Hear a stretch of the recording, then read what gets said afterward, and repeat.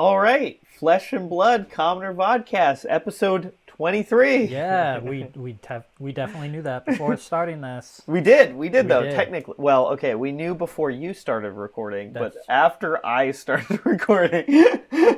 Yeah. So I think we get half points at Okay. least. I think we get half points. And I mean, you got it right this time. I did guess it right, which usually I don't. But we said this was going to be the next episode, and most shockingly of all, it is in fact the next episode. Yeah, unless we're putting these out in different orders now. Yeah, I think we'll be safe on this one, unless the footage promptly lights itself on fire after we record this. Mm-hmm. But we will be building Commoner Arakni. Knock on wood. So that is what today's task, whatchamacallit, whatever you want to say, is going to be. It's going to be making Commoner Arakni, and unlike Weapon Master Benji, we are trying to make the most competitive version of Arakni and not Yes. the most fun version of Benji. Well, a very unique and fun version of Benji. I still think he's the most competitive. Yeah? Yeah, definitely. I haven't seen any other decks, but I Yeah. still believe it. I do really want to see Crouching Tiger Benji. That is something I do want to see at It some would be point here. interesting, yeah. But either way, we're going to build Arakni. So we did touch upon this in the last podcast, essentially, when we talked about all the cards. But new assassin hero, 4 intellect, so that's not a problem. 20 health, very standard. And he just has this little extra text that says, whenever you play a card with contract, you can essentially fate seal your opponent, which is look at their top card and then decide if you want to leave it there or put it on the bottom of their deck, which is important for what all of the contract stuff does, in theory, if you really care. But kind of we discussed it last time, I don't think fulfilling the contract is going to be super relevant. Right. I think the milling aspect of it and getting to control the top of your opponent's deck, that is probably the far more important part of it than making silver tokens. Yeah, unfortunately, silver doesn't do much for us Yeah. down here in Commoner. It does not do a ton, that is very true. Up there above Commoner, like, the equipment uses silver to, like... When we I guess- finally get powerful things, it'll Yeah. be gold. It'll be gold. They'll be like, yeah, if you're a commoner and you get your hands on gold, that's when the magic begins. I kind of would love that. Wouldn't that be funny? So we buy ourselves out of poverty. Whereas silver and copper, that's just all the pauper coins as is. Or, you Take know, that, Cavdane. they get in trouble every time they get their hands on gold. Something bad's going to happen. Yeah, if you have a gold... So they make a rare hero that's like eligible for commoner, but it's actually just the police cracking down on you. And so you deal more damage when your opponent has gold or platinum tokens.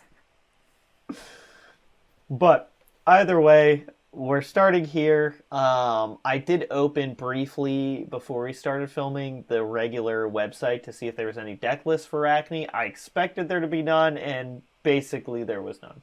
Okay.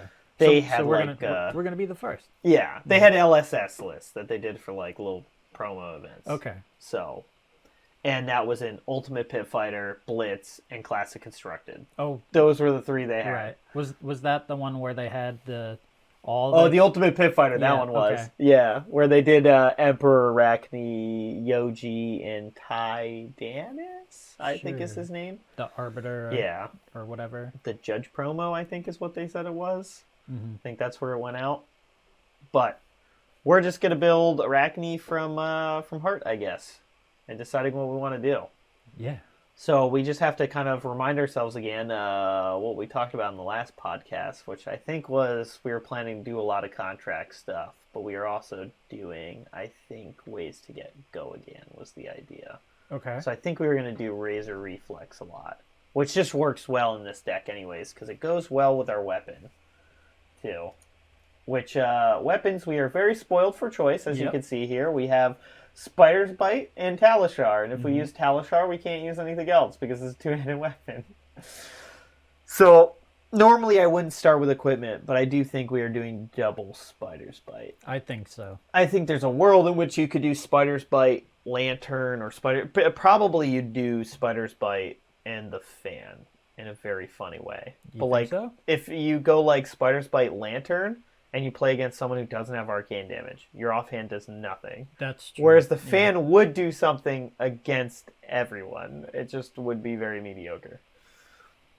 But I think the idea here is to do double Spider's Bite, because if we build the deck right, which I think we are going to build it pretty like red and blue heavy, so I think it's not super unreasonable to believe we would be able to pay for 2 of these in one turn and something else.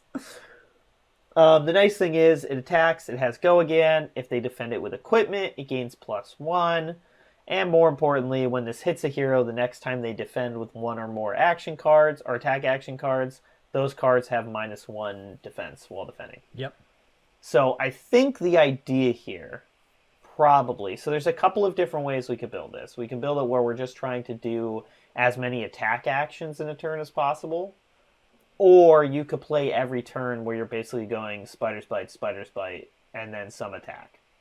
And they either have to block very ineffectively against Spider's Bite's 1 damage, or you're going to slowly weaken through them so that your contract actually hits for a ton. So, do you think we should like form around the Spider's Bite where you have a lot of attack reactions so that you can power through their... Oh, to make sure it hits anyways? Mm-hmm.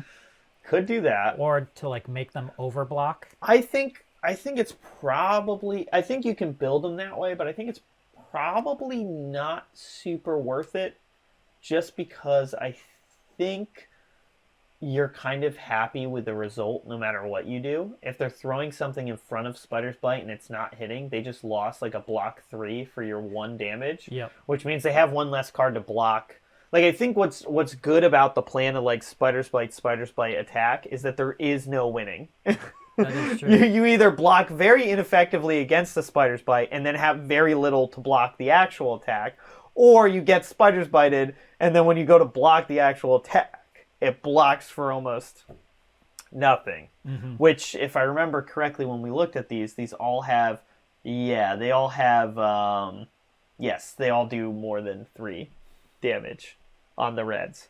So they're already hard to block. Mm-hmm. And if you drop it down to 2, now they have to block with 2 cards to even just go even with it. So if you can follow that up with an attack reaction, you guarantee to hit a lot more too. The problem is that it does take 4 to hit with both. Although maybe I'm overselling the Spider's Bite attack. Like maybe if you do just go Spider's Bite +1 attack, like just the 2 of those, that is probably a sizable amount of damage. Mm-hmm. But that is why I'm thinking we probably want a decent number of blues. And now that That's true. I think we can get away with doing multiple things a turn, per se, if you have, like, lead the charge. Although, okay, so I'm trying to think about the way that this goes. It's not impossible to go Spider's Bite, 2 attacks. But you're going to have an Arsenal card for that. But the one, and the reason for that is that you're going to have to do like lead the charge probably, or use some amount of equipment to pay for stuff. Because the nice thing about this is that Spider's Bite is expensive. Mm-hmm. Assassin attacks are not. No. They're all 0 to 1. Yeah. So which is perfect. It's I don't think very there's easy. Even in Commoner that there's one that's cost. I don't think more so. Than one. I don't think so. So I mean, like, you pitch 2 blues and you can pay for double Spider Bite and 2 attacks. Like, in theory, if you have one of the 0 attacks, like Fleece the Frail. So if you have like this and Annihilate the Armed, so it's a 1 cost and a 0 cost, you can do like Razor's Reflex even. So you can go like blue, the 2 attacks, and a Razor's Reflex. So there's a number of ways to make it work. And then in general, too, if you're doing 2 attacks a turn, you really can get away with, like, Spider's Bite and then 2 attacks. You don't necessarily need both Spider's Bites. Mm-hmm. But I do think it's not impossible to do, like, the double Spider Bite and do a single attack. I think that's actually very doable because it's just 2 blue cards and then an attack. So, as long as we keep our blue balance good, it should be doable. Okay. Which I guess, is that it? Is that what we want our turns to look like? Like spiders bite, attack, and then occasionally you set up these crazy turns where you do 2 attacks? Because if that's the case, we probably want to shoot for 20 blue. Is it next? Oh, it is next time they defend with 1 or more attack action cards. So you'd probably want to do spiders bite attack, spiders bite. Well, attack. so if you do spiders bite attack, like that does somewhat diminish their care for the first spiders bite. True. Yeah. But you mean the second one? Yeah, the second one will be the one that they block to try and prevent you from boosting the next thing. Well, it'd also be harder to block because of the It first would. spider bite. It would. Well, if it gets through. Yeah, but if it does in that case, the second one's only swinging for 1, so they can probably full block it. But I think that's probably okay. And then if they don't block any of them, then it does stack because it is the next time they block. So if they don't block either spider bite, both hits do carry over to the next attack.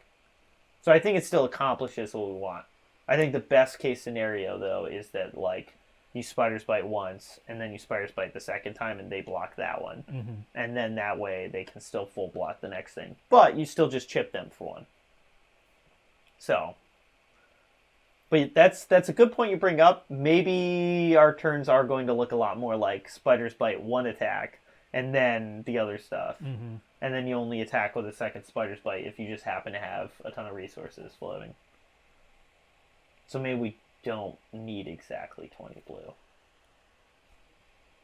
So we can definitely fudge the numbers a little bit. But I think we start with that. There's a lot of strategy that you could work around. It is one of those things where like you were talking about building around Spider's Bite, and that seemed like a unique way to build him. And then the more we looked at the cards, it looked like the way you would build around Spider's Bite was just how you would build around the deck normally. And then now we've reached this point, and I realized that you really do have a couple of different ways you could build this and think about it, which is cool because this is the first time he's been released. So he actually has a very small pool. So it's impressive that there's so many different ways that you can build them. Yeah, because you could just build it where like you don't even think about go again. You're just like, I'm gonna pitch 2 blue cards every turn and just spiders bite, some attack, and then maybe some pump spell to go with it. But then you could also build it in a way where you're like, okay, lots of ways to gain go again, so we can do a lot of these good attacks. So, I guess to start, I think we probably want to start with the red and blue of every contract attack. Okay. I'm not so sure about Cut the Chase. We'll get back to that one. I think we might, because I think it's a really good pump spell. Since probably almost all, if not all, of our attacks will be contracts. It's too bad it doesn't pump the spider's bite though. That is true. But I guess just to quickly recap what we talked about in the last one, but what contracts do is that contract attacks, like, they're considered contract attacks because they have contract on it, so that triggers, like, Arakni and looking at the top card. But then they say, it has this little fluff text about what you're doing, but essentially it says, in the case of Annihilate the Arm, if you banish an attack action card, the contract is considered complete, and if you complete a contract, you gain a silver token. Yep. And a contract is active while it's face up in the arena, so i.e. for your turn. In the case of all the Commoner contracts, that's true. I don't know if outside of Commoner there are some that are like items that stay in play, but for Commoner, is it only not during the chain, or is it throughout the entire turn? If you break the chain, it won't be face up in the arena anymore. Okay. Then it will go to the graveyard. That is one thing to take note of. Yeah, so it is kind of like Ninja on that. Although that said, I still stand by what we talked about in the last podcast, which is that I don't think we will really care if we complete the contract. Because all it really is just some silver that you can chance use to redraw. Yeah. Yeah, which will cost 3 to redraw. So I suppose one way to look at this is that we could actually go semi-blue heavy because I don't think it's going to be super hard to complete these contracts. Like I think Yeah. you will get some amount of silver every game you play Arachne. And there's a world in which if you go blue heavy, you get all blues, and you're like, wow, my attacks suck. So then you can always pay for a silver with one blue, And hoping then- it turns into a red. Yep. So I think it's probably decent to the deck. It's kind of like our way of doing Hope Merchant's Hood. It's just silver. Right. And you can also, well, because of Arachne, you also look at the top card, I think, right? It's the opponents, unfortunately. Oh, okay. But are you talking about for like making sure you complete the contract? Because that is a benefit. No, I meant like if you're going to use your silver to draw up. Yeah, you don't know what's going to be on Okay, top. yeah. But for the terms of completing the contract, you do get to look at your opponent's top card and decide if it stays there or goes to the bottom, which does help you complete the contract. Now, what's more important about this is when any of these contract attacks hit, they banish the top card of the opponent's deck. Mm-hmm. So, what's nice about that is you're just milling through their deck. So, even if you're not completing the contract, unless you're playing against either a chain or someone who's crazy and playing Runeblade Levia,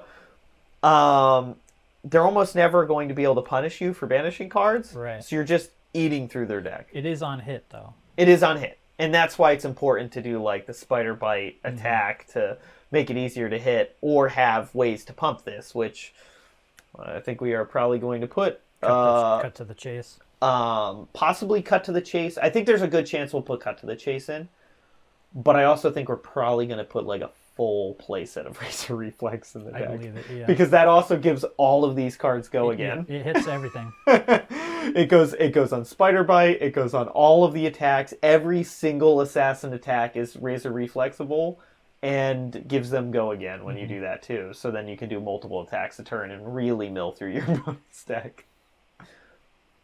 But yeah, after talking about that, I think we do want to shoot for somewhere in the 20 to 22 blue.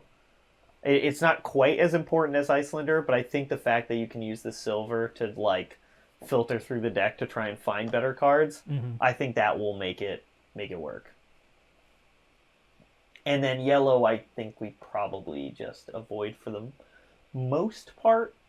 I mean, there's a world in which you could do red and yellow attacks and not do blues at all, just because like these ones all have over 3 damage. But I think the best way for us to do this is probably the reds and blues, because it works more synergistically. Yeah, and I think it'll be just a little more consistent Right. for what we want to do. Because if you think about it, if you are paying for the silver, you'd have to use 2 yellow. Yes, yeah. So I think if you go the route where you go red and yellow, you probably never pay for the silver, and it sucks to do Spider's Bite.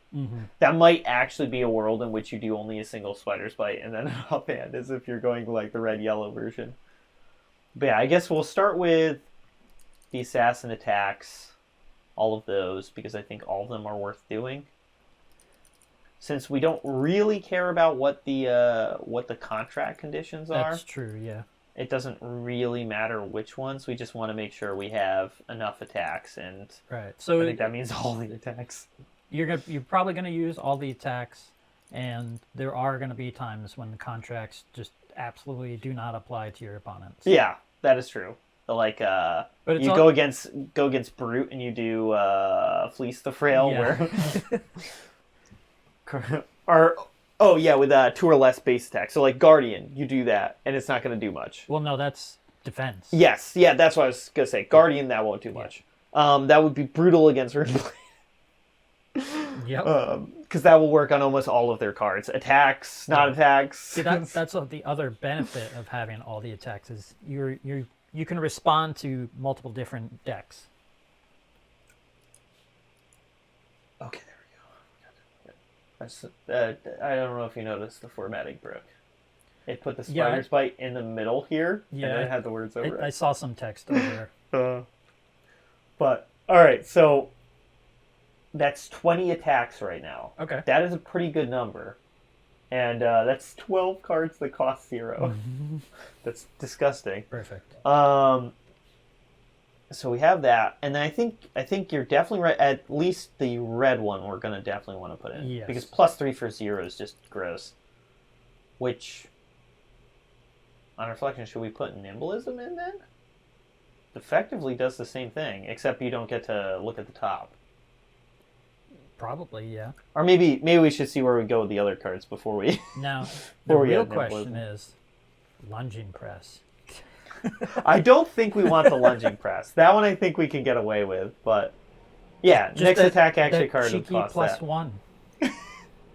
Yeah, but I think And it's a blue. if we do the full playset of Razor Reflex, that's probably as many as we need. Probably. And I think we do the full one, because like +1 will be good on some of the ones like was it Nyx? Yeah, Nyx the Nimble, which does 3 for the blue. That pushes it to a 4. Doesn't help as much with the 2 damage ones, but actually, you know what? I lied. It can do plenty for that. If you Spider's Bite them first and they don't block the Spider's Bite, then that drops their block to 2. That's true. All right, so I guess full playset of Razor Reflex, and now we have 12 more cards. So we still have plenty of room. Now, I think we we probably want want a to do blues, the lead the charge, right? That's what I was thinking. Now that I'm thinking about it out loud, though, we can't use the blue. Oh, because it doesn't apply. Right. Yes. That's based Whenever off this. of cost? Right? Yes, cost 2 or greater. So if we want to use lead the charge, it'll have to be red. Because that hits everything. The yellow might whiff sometimes. Yeah. My brain is doing bad things right now. Like, do we cut that yellow Razor Reflex for lunging press to have like a blue? The lunging press is blue. I don't think so though, because I think the fact that Razor Reflex comes tacked with Go Again is the reason we want all 3 colors. That is true. Is lunging press not go again? No, it's just +1. It's Okay, yeah. literally just a flat +1. We don't want that chain break. Well, no, it's a reaction. It's a reaction. Then that's fine. But that's all it does. Just target attack action card gains +1. So, and the yellow Razor Reflex does give +2, which is good for like the 2 power attacks. Right. Okay. So I didn't put Nimblism in yet. Yep. And so we have 2 blue, 14 red. Did we decide 3 against yellow. the lead the charge since we could only do the red? I wouldn't say I've decided against it. I just We're just took a on step the fence. back to Okay. look at the whole picture here, and then be like, okay, what can we put in and why? Mhm. Okay, so we have 20 attacks. We already know that. So the 8 other cards are 6 attack reactions and 2 non-attack actions. Are there any? Is this non-attack action? Is that what this is? No, this That's is instance. I don't think we want any of these, right? Although you could do something like that. You could. You could. Attack action cards. So that applies to, I think it was 12? Yep. 12 of these. Okay. If we're really hurting for blues, that's an option. And I do always like the cheeky Memorial Ground plays. We could do more pump spells in blue, which are obviously not great, but was Minnowism banned or the I think other it was one? Belittle. Was Belittle the one that was banned? I'm pretty sure. Do they have a format and policies thing here? I don't think they do. Well, read what Minnowism does. Because I'm pretty sure the reason it was because Belittle is the one that tutors. I think you may be right there. I think that one is the one that tutors, isn't it? Nothing to see there. I'm sure that actually didn't pop up. There definitely wasn't any pop-ups on screen. Sure. Card Legality Policy. That's where I was actually trying to go here. Commoner, Belittle. Yep. Okay, so Minnowism is on the table. What does that do again? Oh, just +1. Oh, that Oh, actually. 3 or less base power. Yeah, Yeah. no. Yeah, that's not great. Yeah. You're right. Not great. Don't think that's particularly good. Visit the blacksmith. This is a dagger, right? Yeah, so that won't. Was that only swords? Yeah. Warmongers is an option. I mean, Whispers of the Oracle does work with the whole, the, like, silvers to scry thing. Mm-hmm. So, there is that. I do always like a cheeky whisper. So if we want to do that, and then let's look at attacks that are blue. Adrenaline Rush, nope, that is expensive. I don't think we want... If we do generic attacks, I don't think we want anything that costs more than 1. Yep, I agree. Belittle is listed here, don't know why. I mean, Brandish isn't actually awful. Because you could brandish Spider's Bite. And it's another thing where, like, even if you play the blue, they still have to block it. Like, either they... Yeah. Yep, because, yeah, it's setting up the same problem that double Spider's Bite presents them.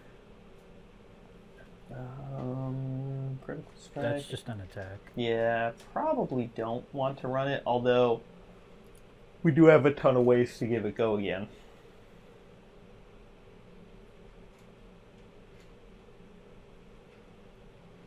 Quicken Token just gives go again, right?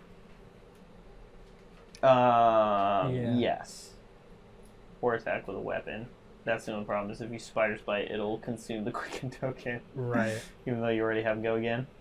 Although I don't hate this, because I know you had a bad experience with Flock of the Featherwalkers recently, being bad in your opening hand of having 2 of them.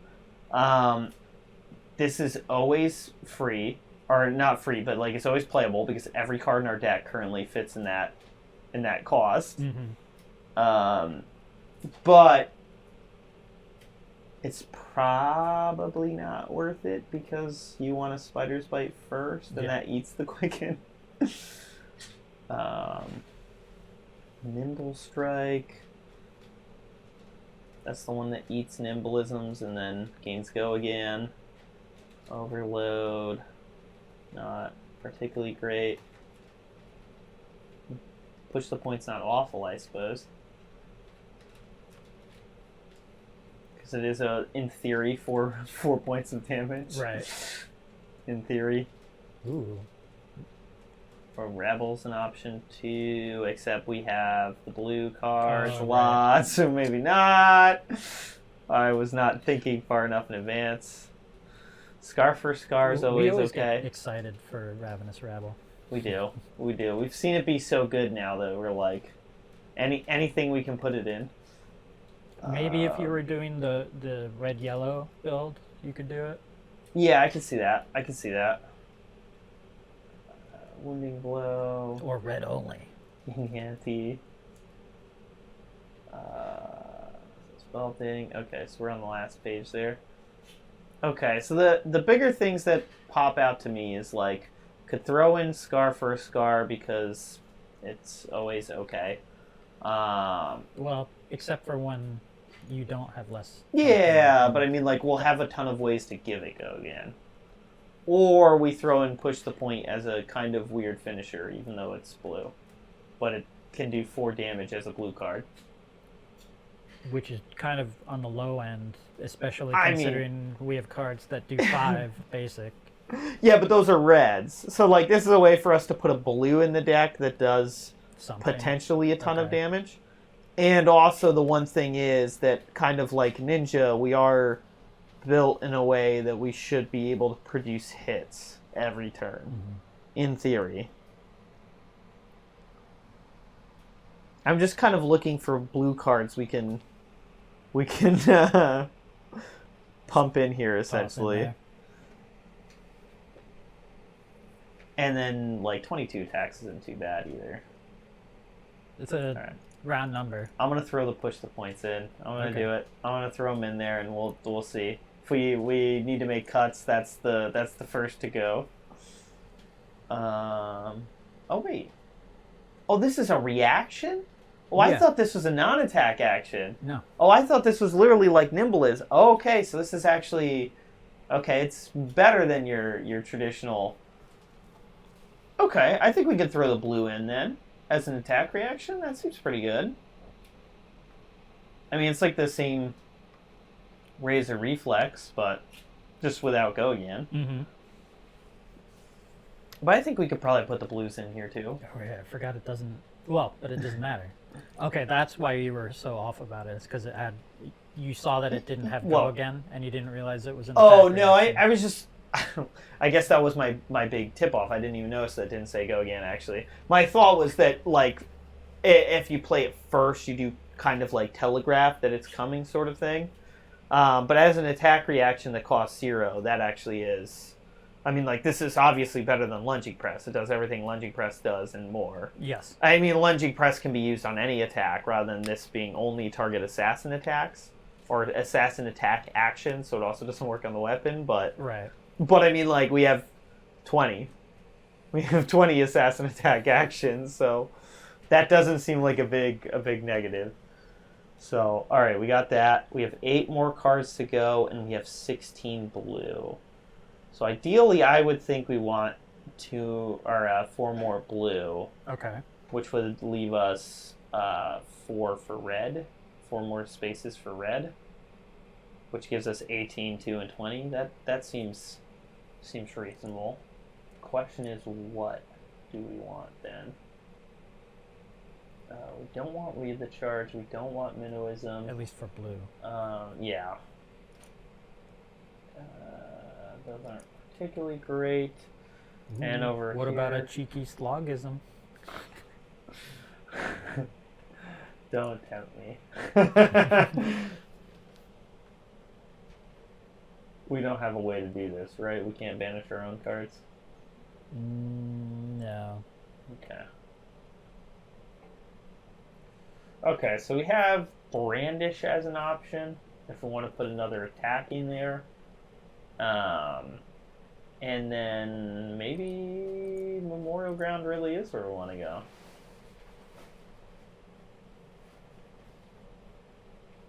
Maybe that is the right choice. Because, let's see, what did we just have? We had to push the point. So that it doesn't work on. But that still means we have 12 attacks that can grab, I think. How many is it? Let's find the exact number here. So it's only attack actions, right? Okay. So that's 2, 2, 3, 4, 5, 6, 7, 8, 9, 10, 11, 12. Yeah, so there's 12 cards that Memorial Ground can get. Okay. What's the difference between the blue and the red? It's just the cost. Okay. So this is cost 0 or less. So if we did yellow, it would grab all of our attacks.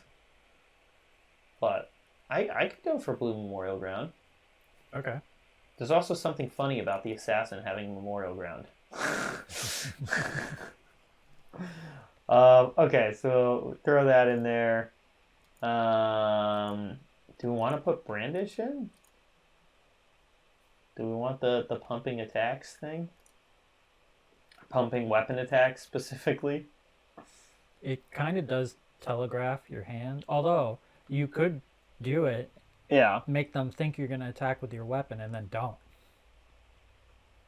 Psychological warfare. You could.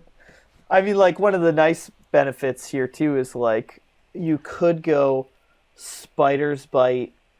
So you do, like, Spider's Bite. This is very expensive, but Spider's Bite, Brandish, Spider's Bite.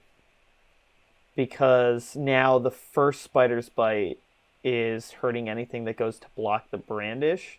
And then if Brandish hits, it's going to pump the next Spider's Bite. Mm-hmm. So, I don't know. I could see it. I could see it being okay. And it only costs 1. So, like, the idea is if you pitch, like, 2 blues, you can pay for Spider's Bite, Brandish, Spider's Bite, Contract.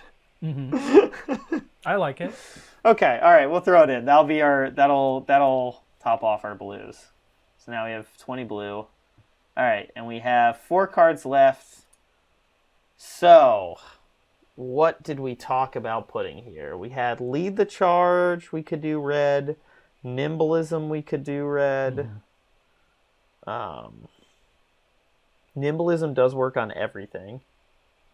We now have 24 attacks. So that seems pretty reasonable if we want the other 16 cards to not deal damage. We only have 2 cards that don't block. So that's nice. Is that what we do, or we just like lead the charge and nimblism? Do we want to do warmongers? I don't know. At that point, if we only have space for, unless like we don't do lead the charge and we just do like warmongers, nimblism, but I feel like what's worth more, costing 0 or putting the card back in your deck?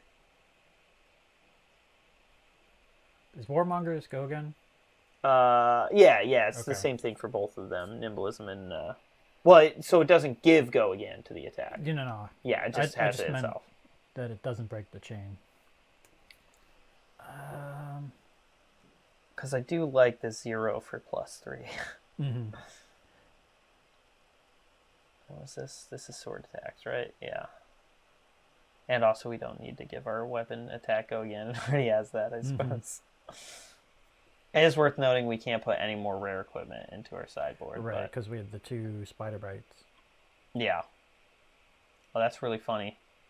36 cards. 18 cost 0, 18 cost 1. Well, if we do lead the charge in nimblism, that's going to be over half our deck that costs 0. I love that. I'm not mad at it. All right, do we do that? We do these 2? And that puts us at 40. We have 18 red, 2 yellow, 20 blue. 18 cards cost 1, 22 cost 0. That seems okay. And so how many ways do we have to give go again to things? We have these 2. And then the Razor Reflex, that's 8. 8 ways? It's not awful.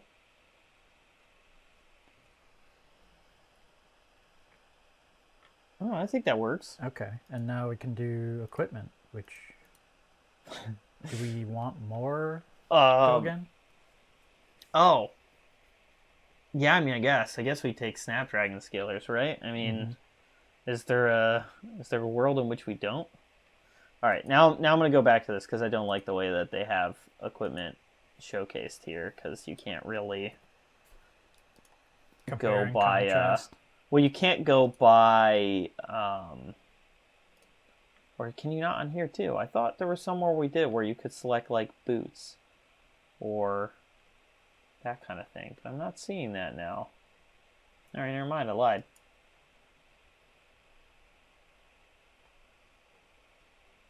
Is that like the other deck builder we used that had it where you could see like the one we did originally?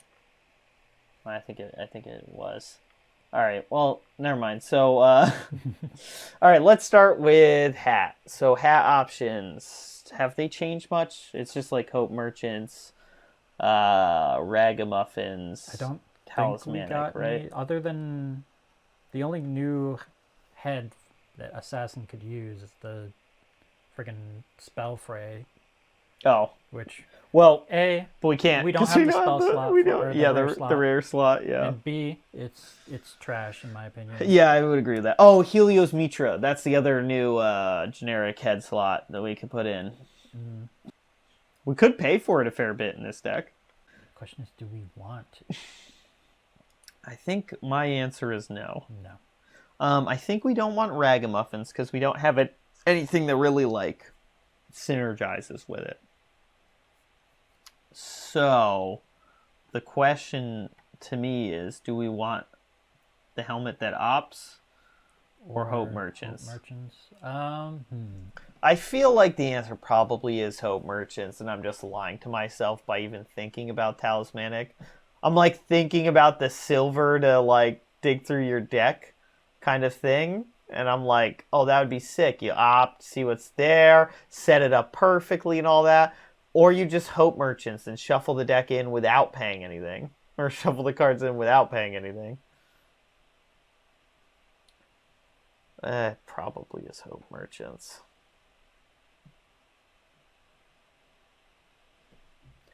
I don't know that the opting is really... Well, if you think about it, you know, you have a decent hand. Yeah. But you don't want to use hope merchants and get rid of your hand. You want to make a better combo. Use Talismanic Lens and the silver. Although you still have to spend for it. Because you control it a little bit more. Yeah. I could see an argument for that. Because, like, with Hope Merchant's Hood, you're just taking some cards in your hand and being like, well, I hope these can be better. Whereas Talismanic Lens does give you a little bit more control when you combine it with the silver tokens. Okay. All right. And we'll see. I would say this is the card we put in our sideboard and we put a little asterisk next to it and be like, testing required. See how it goes. Like, how often do you actually sacrifice silver to try and sculpt your hand better? If the answer is like never, then you probably just hope Merchant's Hood instead. That way, if you get like a hand that bricks that's all like red and yellow and you're like, oh, okay, well. This also means it's easy to replace the Talismanic Lens. Yes. Yep. So that's going to be the first slot, I guess, for sideboard items. Now we get into more complicated things. Okay. Chess piece. Chess piece. Really wish I could filter by chess pieces so I could just see them all. So the blood drop, which is you know what whenever we didn't you even do look or at? take damage. We didn't even look at like defense reactions. No, we didn't. Which, you know, is probably fine. I don't think there's anything in here I want to do. Yeah. So the only ones you'd want to do are like the cheaper cost ones, probably. I mean, like I suppose you could do something like unmovable or something like that, but yeah. No. We're gonna pretend I didn't see those. Wait, was there an assassin defense one? I don't think so. I saw annihilate.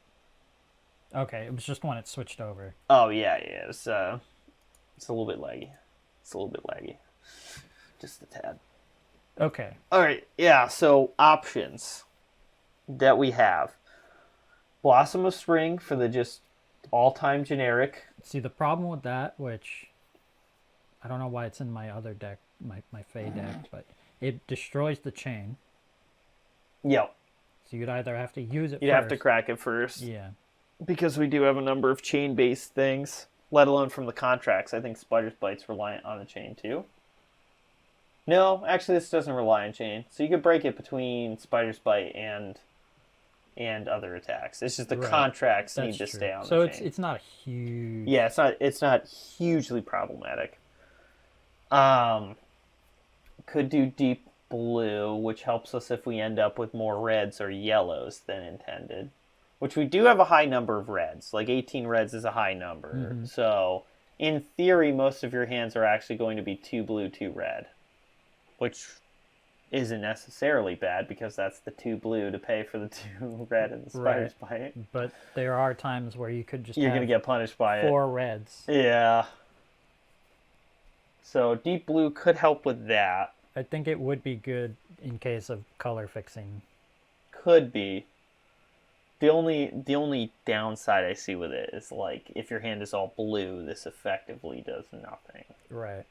Whereas, like, Blossom of Spring, if your hand is all blue, Blossom of Spring gives you plus resource. If your hand is all blue, you spend the silver and what buy if it's something turn new. 1? What if it's turn 1? You have no silver. If your hand is blue, you spend your silver and buy something new. Oh, I like your little rhyme there. Yeah, I didn't mean to, but I did it. Mage Master Spooch we're not using, but also not really looking at that. Was there another chess piece? Oh yeah, like Heart and Cross Straps we're not using. That's pretty bad in our deck. There's Vest, which I think that works, right? Yes, Vest of the First Fist is definitely one to consider.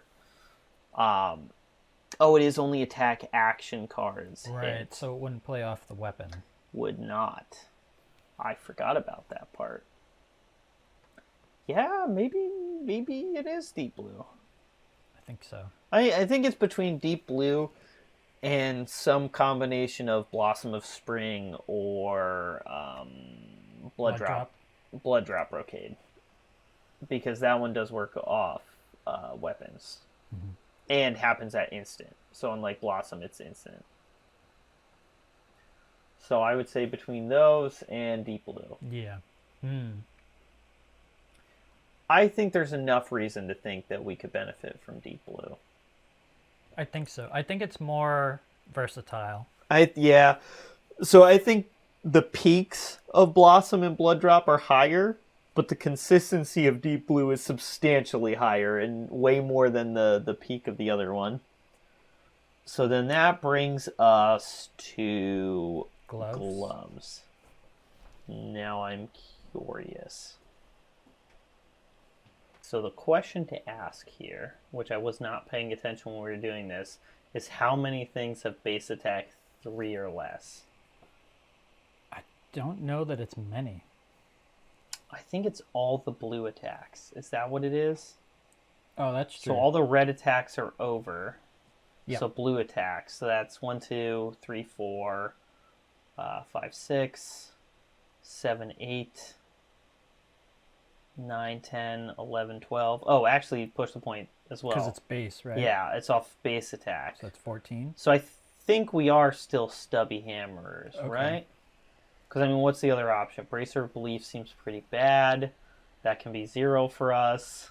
You got your Cracker Jacks. I mean, I think this is just one more time where Cracker Jacks is just so close. I think it hits everything other than weapon. It does hit everything. It does hit everything. It works on every single thing to give it +1.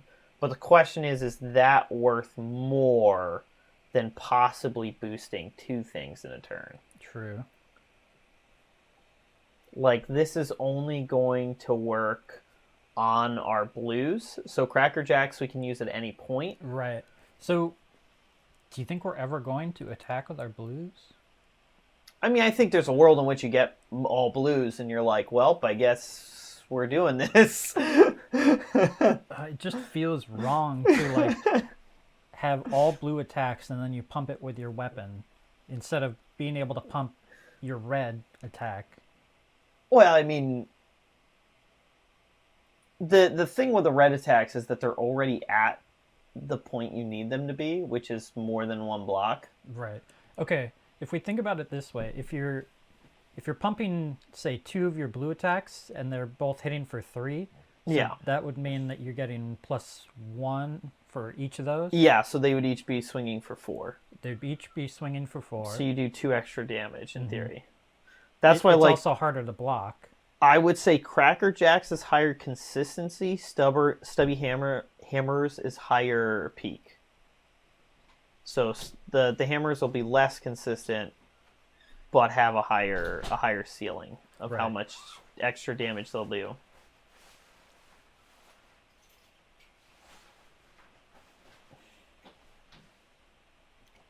I don't know. I lean towards the hammers. But this is one of those points where it's like, if not now, when for Cracker Jacks? Right. Well, if you think about it, you're doing 8 damage with 2, as opposed to, like, say there's 1 red attack that would do 6. 6. So they could block it with 2 cards, whereas for the double blue, they would have to block with, like, 3 or 4. Yeah. And so this is why I lean towards the hammers, is that your blue attacks are kind of bad and you don't really want to attack with them. But if you can pump them by that +1, that makes a difference for at least the 4 copies that deal exactly 3. It just feels weird to have, like, your greed hand is your blue attack. So what I'm a little bit more questioning to myself here is, like, how often are you going to use this on more than 1 attack?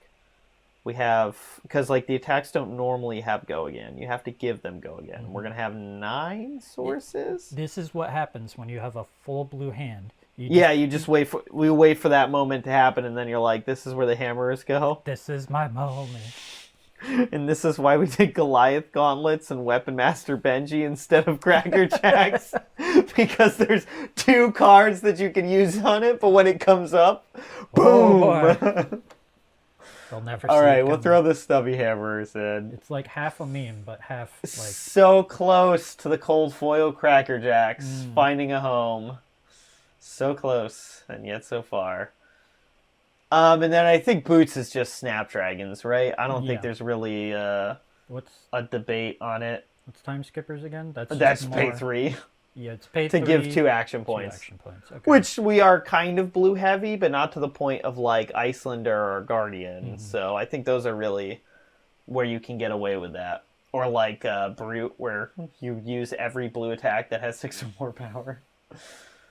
Or Snapdragon Scalers works on everything in our deck for free. And I don't think there is anything else here that was. All right, so now here's the weird question, in that I'm actually kind of struggling with it. So I think our most important piece of equipment is probably the Snapdragon Scalers, because it's just a guaranteed way to give any of our attacks go again that will always be available until we use it. I can see that, yeah. And then Followed by the hat is probably the least important. Yeah. So I'd say the second most important would be the chest. Would it? Would it be the Deep Blue? I think so. See, it's just the funny thing is looking at this equipment thing, I'm like, I could lose any of these. Yeah. I could lose any of these. It's true. I'm like, Snapdragon I want. That's the one I don't want to lose. But all the other equipment, I'm like, We could keep Snapdragon and do 2 sets of 3 for like Null Rune and yeah, we're probably Ironhide, right? That's Yeah. just like, that's the us classic thing, is doing Ironhide. we can pay for it. We can. That is true. So we're at 8, and it's 10 equipment, right? It's So 10, it's not 11, right? It's 11. When you equipment, or like when you count the hero in. Why am I forgetting this? It's 11 when you put equipment and weapon together. You're right. You're right. I'm losing my mind over here. Yeah, this is. Yeah, 9 plus that 11. Yeah. We just played this game. It's been a while. We literally just played this game. Why? My brain now. So we have 5 slots to play with still. Yeah, that's why I'm saying we could do like. So we do. Oh. Well, that is kind of awkward. So obviously we do the full set of Ironhide and Null Rune. Well, almost full. Well, yeah, aside from the legs. So Ironhide Plate, Ironhide Gauntlet, Null Rune Robe, Null Rune Gloves, and we still have 1 slot, right? Okay. Oh, wait, no, we don't. I'm miscounting. We're at 12 now. We need to lose 1. Okay. We need to lose 1. I'm losing my mind here. Snapdragon doesn't have any... Nothing. Dang. Nothing. Okay. None of his stuff has anything, because he hasn't had any inset Alright. assassins. It's usually where they get No, I that just stuff. meant like... Yeah, it doesn't block. It doesn't have Arcane Barrier, nothing like that. So I guess we probably just have to... Probably Ironhide. I think you're right, yeah. Because with Null Rune, that's more important. Yeah, if you hit like the Wizard or something like that. Whereas Ironhead, you don't need 3 pieces necessarily. I suppose the argument to make is, what's more likely, that you're going to encounter a deck that outraces you, that you need Ironhide for, or a mage class that not being able to block their stuff will be highly detrimental to you? I mean, we actually can live through Icelander fairly well because we have a lot of blues and then super cheap stuff. But no, I think it is Null Rune. It's just more. You need it more against them because you won't be able to block anything. Okay, so we drop an Ironhide. Is it the plate or the gloves? I think the plate. You think the plate? The Deep Blue is is more. But what if we drop the gloves because they're more expensive? No, I'm kidding. I think you're right. I think Deep Blue is kind of more important. I think that's why the gauntlets tend to be the Null Rune and the Ironhide gauntlets tend to be more expensive than the other slots. Mm-hmm. Which is really funny. You would really think it was the helmets that'd be the most expensive. And by most expensive, I mean like they cost like a whopping $1. Yeah. I mean, Null Rune does. Null Rune does. Ironhide's probably a lot cheaper because people still bounce between Ironhide and Iron Rot. Are you talking about foil? Mm. Foil for Null Rune starts to actually get up there a little bit. Like we're talking like $4. Whoa. Yeah. But yeah, I guess Here we are talking about our expensive commoner cards. So we build our hero that costs 9 cents. I still want to make that Katsu deck with like the cold foil marvels. That way, it's like, yes, I spent $100 on my deck. And it was mostly consisted of 3 cards. I mean, yeah, who would do something like that? Not me with my entirely foiled out Icelander deck, which does include a cold foil Amulet of Ice, and the cold foil Waning Moon, and the cold foil Spell Thief's Chest, and the cold foil Crucible Gloves, and the cold foil Frost Plate, whatever that's called. Mm-hmm. And I think the Wizard Helmet or the Ice Helmet is also cold foil. You finished it out, right? It is fully foiled now. Yes. I'm not sure I would call it finished. Okay. Because I may hate myself enough to, at some point, buy a second cold foil Amulet of Ice so that they're both cold foil. Right. And then the Icelander Marvel. Which, I think that's up there, isn't it? It is $115 as of recording. So maybe at some point I will get that. Yeah. It is fully foiled right now though, because Icelander is the foil, like the $3 foil from Everfest. The rainbow foil. We're a little off track though. Just a little bit. Just a little bit. But that is because we have finished Arakni. I am fairly confident that we have a decent take on him. I do think there are other ways to build him. There's plenty of ways, and yeah. I think ours is fairly competitive, but I also think that you and I tend to be more aggressive. We seem to like a lot more of the attack multiple times a turn kind of thing, and I think you can definitely build an Arakni where you're literally just Spider's Bite and then attack, and that's just every turn. You don't care about attacking more than once. You're just doing huge, big attacks. A glass cannon Arakni. Yeah, and in a case like that, you definitely wouldn't need so many blues. So I think there's definitely room to build him differently, and it may be just as good or better. But I'm pretty happy with what we did. I think this works pretty well. Barely talked about the mill aspect throughout this whole video, but yeah. I think that is just like I don't think you're really trying to mill your opponent out. You're just like they're losing cards at the same time that you're hitting them for a bunch of damage. So I think this is pretty solid. I think we can be happy with this one. So I can't wait to actually see him in a game. Mm-hmm. That will be the interesting one, is to see how he does against other heroes like Dromai.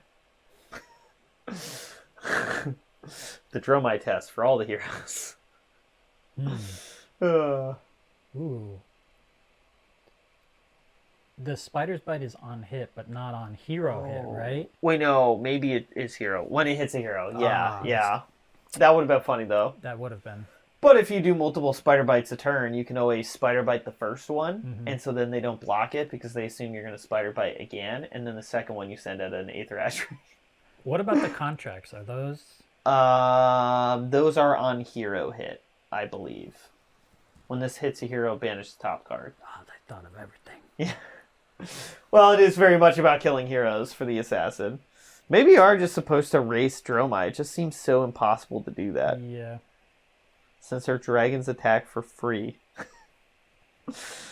I don't know. I mean, we still have to figure out Dromai. I guess you just banish all her cards before she can play them. That's what you do. Perfect plan.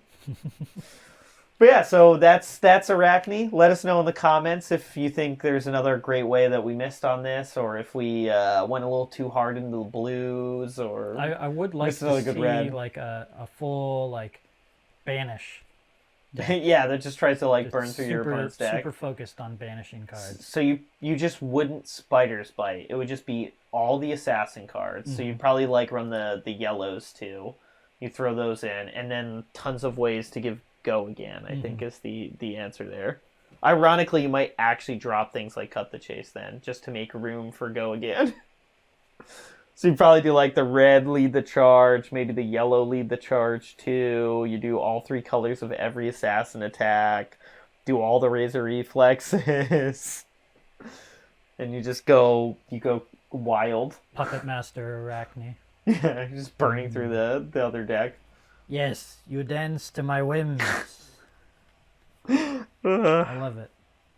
That is tempting. I might have to try that at some point too. Build both of them and then put them against each other and see which wins. But yeah, so I think there's definitely other ways you can go with Arakni. One of the most, if not the most exciting hero we've gotten, I think, in one of these supplement sets. Partially because they won't give us new heroes anymore because Everfest made them all Majestic or higher.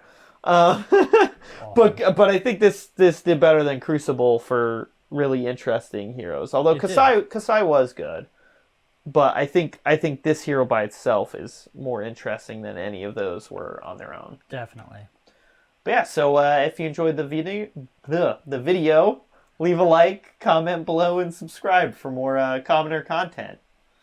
We'll see you next time.